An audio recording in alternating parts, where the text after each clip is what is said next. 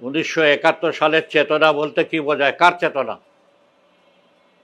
71 সালে অনেকেই তো ছিল, লড়াই করেছে, কৃষক লড়াই করেছে, শ্রমিক লড়াই করেছে, মধ্যবিত্ত লড়াই করেছে, আওয়ামী লীগের লোকরা লড়াই করেছে, শেখ মুজিব পাকিস্তানের জেলে বসে থেকেছে, লড়াই করেনি। আওয়ামী লীগের অন্য নেতারা, তাজউদ্দিন কলকাতায় বসে থেকে লড়াই করছে। এদের সকলের চিন্তা তো একরকম। 71-এর চিন্তা বলে তো কিছু নাই, নানা মহলে নানাভাবে চিন্তা হয়েছে। তার মধ্যে সাধারণভাবে তখনকার জনগণ যেটা মনে করেছিল যে 71-এর লড়াইয়ের মাধ্যমে পাকিস্তানি দিকে তাড়িয়ে দিয়ে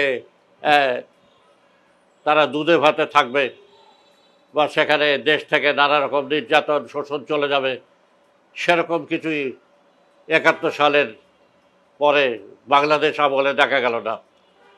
উপরন্তু দেখা গেল যে যারা 71 সালের যুদ্ধে কলকাতায় বসে ভারতের সাহায্যে তথাকথিত নেতৃত্ব দিয়েছিল, শেখ মুজিব ক্ষমতায় এসে তার 2.5 বছরে বাংলাদেশের জনগণকে কিছুই দেয়নি। 3.5 বছরে আওয়ামী লীগের শাসন থেকে আওয়ামী লীগ কিছুই পায়নি, একদম কিছুই পায়নি। কাজে জনগণের যে একটা প্রত্যাশা ছিল, যেমন 47 সালে দেখা যাবে যে একটা মানুষের প্রত্যাশা ছিল যে অনেক রকম পাকিস্তান হলে তাদের অনেক রকম সুযোগ সুবিধা বাড়বে, মানুষের চাকরি হবে, ভাত কাপড়ের ব্যবস্থা হবে, শিক্ষা হবে, চিকিৎসা হবে, কিছুই হয়নি। তেমনি বাংলাদেশ 72 সালে হওয়ার পর থেকেও দেখা গেল শেখ মুজিবের আমলে 3.5 বছরে কিছুই হয়নি। এবং শেখ মুজিব যে 3.5 বছরে কিছুই দিতে পারেননি, তার ফলে জনগণের মধ্যে কি প্রতিক্রিয়া হয়েছিল এটা দেখা গেল 15ই আগস্ট 75 সালে।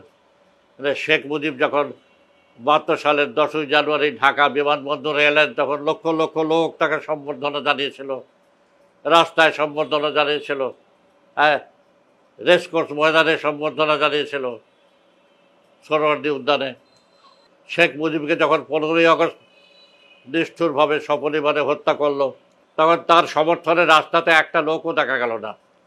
উপরন্তু দেখা গেল যে লোকে মহা উল্লাস করছে, খুশিতে মিষ্টি বিতরণ করছে। এই 3.5 বছরে একটা লোকের যে এই অবস্থা হলো, এইটা নিয়ে তো এখানে কোনো আলোচনা হয়নি। দেশের এই অবস্থা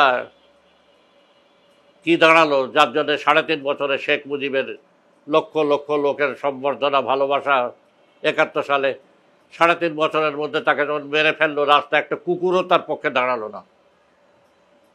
এটা করলেই দেখা যাবে যে 3.5 বছরে শেখ মুজিব বাংলাদেশের জনগণকে কিছুই দেয়নি। তার পরিবর্তে সেখানে শোষণ, নির্যাতন চরম আকারে হয়েছে। শেখ মুজিব 72 সালেই রক্ষী বাহিনী করে, নিরাপত্তা আইন করে জনগণের উপর জুলুম আরম্ভ করলেন, হাজার হাজার লোক মেরে ফেললেন। উর্দুভাষী লোকজন তো বটেই, এমনকি যারা আওয়ামী লীগের মধ্যে ছিল না, আওয়ামী লীগের বিরোধী ছিল, জাসদের মধ্যে ছিল, সব হাজার হাজার মেরে ফেললেন।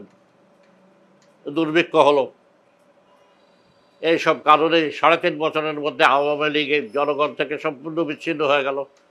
শেখ মুজিবের যে জনপ্রিয়তা ছিল সেটা একদম চলে গেল। এটা হচ্ছে কাজে জনগণের চেতনা বলতে পারেন এখানে, যে জনগণ যেটা মনে করেছিলেন আর আওয়ামী লীগ লোক যে মনে করেছিলেন সেটা আলাদা। জনগণ মনে করেছিলেন তাদের, যেটা বললাম আগে, যে তারা অনেক সুযোগ সুবিধা পাবে, তাদের জীবন অনেক সুখের হবে ইত্যাদি মনে করেছিল, কিছুই হলো না। এর যে প্রতিক্রিয়া, এটাই দেখা গেল 15ই আগস্টে আওয়ামী লীগের 3.5 বছরের শাসন আমলে। কাজে জনগণের চেতনা যে জায়গায় ছিল, তাদের যে একটা আকাঙ্ক্ষা ছিল, সেই আকাঙ্ক্ষা পূরণ একেবারেই হলো না, উপরন্তু তার উল্টো জিনিসটাই হলো। কাজে জনগণের চেতনা যেটা, আওয়ামী লীগের চেতনা তো এক জায়গায় ছিল না। আওয়ামী লীগের যে চেতনা ছিল তার ফলেই দেখা গেল যে সেখানে দেশের চরম লুটপাট হয়ে এক ধরনের লোকরা প্রচুর ধন সম্পদের মালিক হতে লাগলো, আর জনগণ কিছুই পেল না। এর ফলেই 75 সালের এই ঘটনা ঘটলো।